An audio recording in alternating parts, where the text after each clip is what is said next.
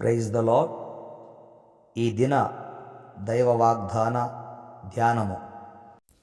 రేపటిని గూర్చి చింతింపకుడి, రేపటి దినము దాని సంగతులను గూర్చి చింతించును. మత్తయి సువార్త 6వ అధ్యాయము 34వ వాక్యము.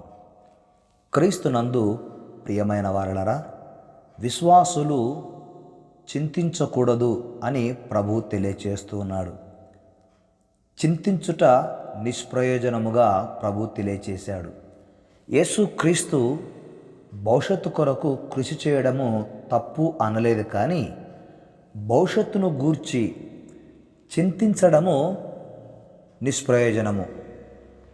చింత అనేది అనుదిన ఆధ్యాత్మిక భౌతిక ఆరోగ్యాలను అది పాడు చేస్తూ ఉంది. గనక యేసుక్రీస్తు చింతను నిషేధించవలసిందిగా కోరాడు. ఎందుకంటే దేవుడు మనకు జీవమునిచ్చినవాడు గనక ఆయన తప్పక పోషిస్తాడు అని యేసు ప్రభు రేపటిని గూర్చి చింతించకుడి అని ఆకాశ పక్షులను ఉదాహరణలుగా చూపించాడు. మనకు జీవమునిచ్చిన దేవుడు తప్పక ఆహారము వస్త్రములు దయచేస్తాడనే విశ్వాసములో మనం కొనసాగాలి అని ప్రభు తెలియచేస్తున్నాడు. ఈరోజు నీవు అన్నపాన వస్త్రముల గురించి కాక వేటి గురించైనా చింతిస్తూ ఉన్నట్లయితే, పేతురు గారు రాసిన మొదటి పత్రిక 5వ అధ్యాయము 7వ వచనములో ఒక మాట రాశాడు. ఆయన మిమ్మును గూర్చి చింతించుచున్నాడు గనక మీ చింత యావత్తు ఆయన మీద వేయుడి అనే మాట. ఈరోజు దేవుడు నీకు బయలుపరిచిన వాగ్దానము, దేని గూర్చియు చింతించకు, నేను నీ చెంతనే ఉన్నాను, నేను నీ చెంతనే ఉన్నాను అని దేవుడు నీకు అభయ వాగ్దానము చేస్తున్నాడు. ప్రేమ కలిగిన దేవుడు ఆయన. గనుక ఈరోజు నీవు దేని గురించి చింతిస్తున్నావో, నీకంటే ఎక్కువగా చింతించుచున్న యేసయ్య నీ చెంత ఉన్నాడన్న ధైర్యముతో నీవు నిబ్బరము కలిగి మెలకువగా ఉండాలి. మెలకువగా ఉండాలి. రేపటి గురించి చింతించేది భూ సంబంధమైన మనుషులు. ఈ లోకంలో జీవించువారు రేపటి దినముల గురించి చింతిస్తూ ఉంటారు.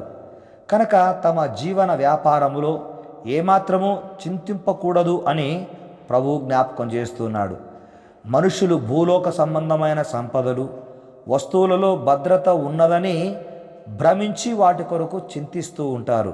కానీ పక్షులు జంతువులు దేవుని యందే తమ భద్రత ఉన్నట్లుగా భావించి అవి చింతించవు. కనుక చింతించడము అనేది నిష్ప్రయోజనము. యేసుక్రీస్తు వారు పుష్పాలను కూడా ఉదాహరణగా చూపించాడు. ఈరోజు ప్రియ కుమారుడా కుమార్తె, నీవు దేవుని దయనొందిన జీవితములో ఆయన కృపను సమృద్ధిగా నీవు అనుభవిస్తూ ఉన్నావు గనక రేపటిని గురించి నువ్వు చింతించడము అది ప్రభువును అవమానపరిచినట్లే.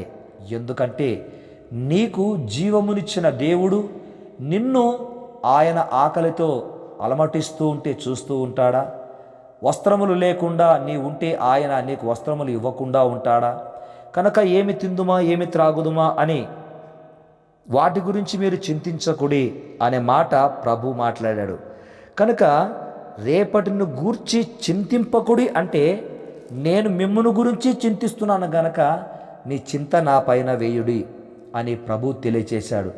గనక ఈరోజు నీ యొక్క భవిష్యత్తులో నీవు దేని గురించి చింతించకుండా నీ చింతలన్నీ తీర్చగలిగిన యేసయ్య చెంతనే నీ ప్రతి అవసరమును నీవు తెలియజేసి పొందుకోవాలి.